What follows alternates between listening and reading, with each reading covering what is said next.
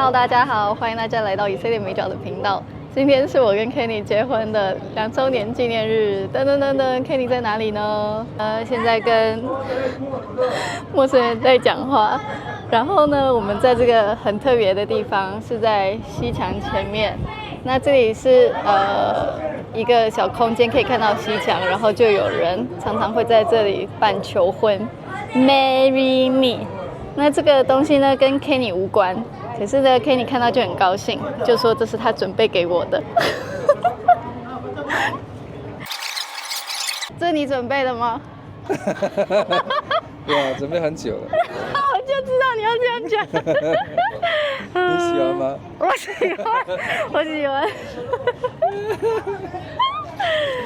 那我妈呢就说这个中西文化差异是蛮大的。一般来讲，东方是不会用白色作为求婚的布置嘛，白色通常是，主要是它纯白啦，所以对颜色的体会跟解读可能会有一些落差。白色是代表春节。那其实现在是都没有什么观光客在这个地方，可是这里发现了一个。嗨，你怎么会在这里 Hello， 这是什么场合在这里遇到你？这是 Kenny 准备的吗？对，你也是Kenny准备的吗？他带我来这里，来路引领你来这边，来那个纪念我们2周年纪念日吗？你特地从哪里来？台湾。台湾。这位是 M 我们的朋友从台湾来，我要跟你一起同框一下。那个 M 之前呢是在以色列念书，然后呢又就是有很多的经验。10月7号的时候战争发生，他其实人那个时候是在特拉维夫，对，然后回去台湾，现在在台湾开一个地中海的店。然后呢，这个礼拜就想要出来走走，就走到这里。对，那你觉得怎么样？这次搭飞机过来？现在的飞机的选择没有很多啊，就只有 Emirates 可以飞，然后其他像土航都没了。然后到了机场，我觉得变得很空。就是平常就以前来的话，在检查外国人护照那边都要排，大概要1个小时左右吧，就很长很长的队。对。可是这一次我来，我前面大概只有不到10个人而已，但是他们检查的时间又拖得更久。因为想你为什么要来，有什么企图？就想说为什么这种紧要的关头才会来？那你紧张吗？在紧要关头过来？我其实还好，因为我觉得最可怕的时候应该就是战争爆发的10月7号那一周。那你这次来，你朋友看到你有觉得很感动吗？就是在这个紧要关头的时候来。这次我参与到他们的婚礼，然后小朋友的歌礼，还有 Kenny 跟我的求婚。那 Ann 他来以色列很多次，我要问一个就是很好笑的问题：如果有人第一次来以色列的话，很紧张怎么办？那他在台湾的时候，就一定要先去书房买这本书。这本书有什么你觉得可以帮助到大家的？就是这里面有非常非常多详细的旅游资讯，不管是地点，然后就是旅行的行程，然后还有一些故事跟文化都讲得非常非常的详细。每一个景点什么时候开，然后都非常整理得非常的详细。那全部都是中文的，全部Rami自己把它整理出来的。就是你看，像这个列车的资讯啊，都目的地什么的都位置在哪里都写得很清楚，所以完全不会搞混。那其实 Ann 他有写一本书，叫做什么？勇闯以色列。对。已经很久，不能再打书了是吗？很久就不能打。很久。那我也会把链接放在那个影片里面。是他在留学的时候写了很多的故事。其实这本书没有什么故事啦，就是攻略。看文化跟故事的话，是他那本留学的书。那如果是要看10月7号相关的故事的话，是我的另外一本新书。这样。那我们认识很久，有多久？我已经算不出来了。17吗？17到现在7年。对，差不多。所以我们之前也有拍一些影片，也可以去看。那如果你们要追踪 Ann 的 IG 的话，我也放在链接里面。好，就这样啦，拜拜。我觉得是蛮浪漫的，不知道大家觉得呢？然后呢，我们站在这里都可以听得到西墙那边有人在唱歌，不过我们看不到，只是听得到声音而已。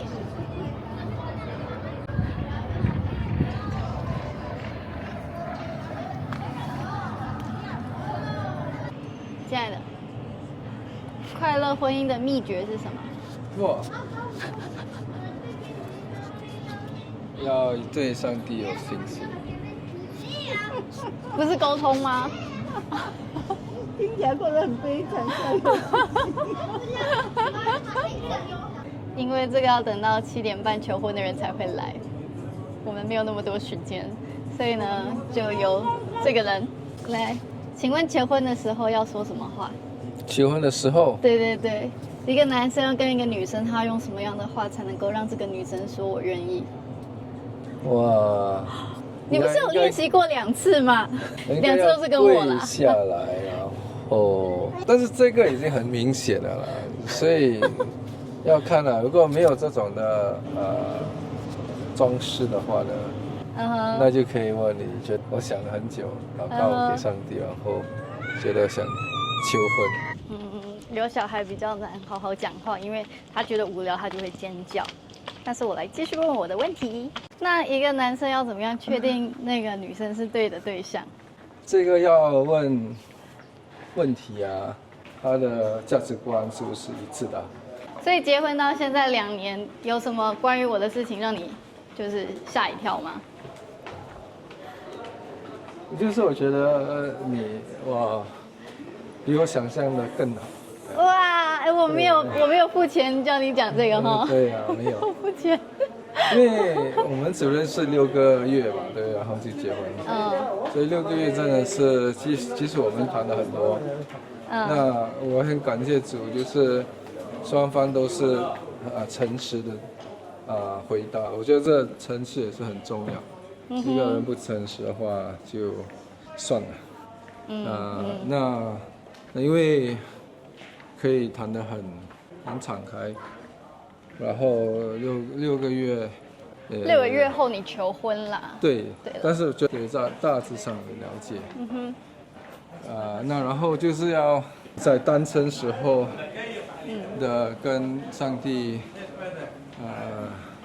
各种各样的在人生中的挑战，怎么去应付问题，这个过程。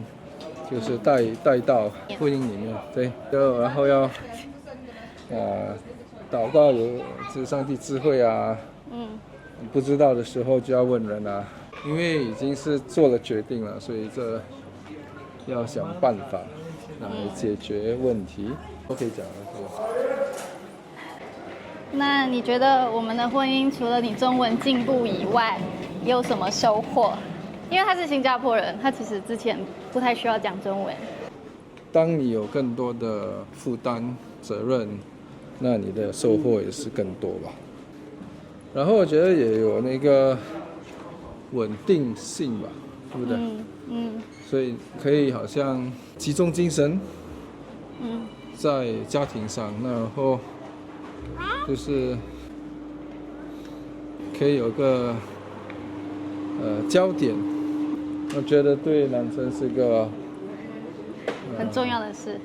对啊，因为男生就比较就是有一个目标，比较容易去发挥。这是我们现在走的街道，基本上是空的，但是有警察在前面保护大家。所以 Kenny 要说的大致上就是这个样子。那我也觉得婚姻就是上帝安排的，是一个很美丽的事情。但如果还没有碰到的话，就真的像 Kenny 说的，它就是一个信心的操练，因为就是要在单身的时候练习跟神的这个互动，这样你在婚姻里面你才会是一个准备好的人。然后我的脸这个红红的，不是喝醉了，我就是晒到太阳，然后以色列太阳很强啦，就好像会咬人，所以就哇好可怜哦。对啊。哦。然后现在是晚上快要7点，然后就是没有什么人，然后店也是关的。有啦，你们有看到一些人啊，就是去西墙的主路，但是其他街道是没什么人。这也是为什么商店基本上都是关的。所以呢，记得要擦防晒。我有擦，但是可能擦得不够勤劳。然后呢，希望明年的时候再来跟大家分享结婚3年的心情。好，感谢上帝，给大家看我们现在在看什么。这条主路呢是大卫路，然后前面呢就是大卫塔，就是这一个，常常在我的影片里面会看到。然后这个城门就是雅法门，右转上去就是轻轨站。婚姻的秘诀是什么？是信心？没有。我觉得婚姻没有秘诀耶，因为每个人都不一样，每一个婚姻的组成也不一样，组合也不一样，发生的问题也都不一样。那我觉得婚姻如果要有秘诀的话，应该就是成熟的人的组合会比较完美。如果不是成熟的人的组合的话，我觉得婚姻就是一条奋斗的路。所以如果自己是不成熟的人，就先让自己成熟。对，那通常都是觉得别人不成熟啦。那怎么办？要怎么样知道对方是成熟的人呢？我觉得蛮难的，因为你看得懂自己不成熟的时候，我觉得说你就已经成熟了。可是你都觉得别人不成熟的话，可能不成熟的是自己。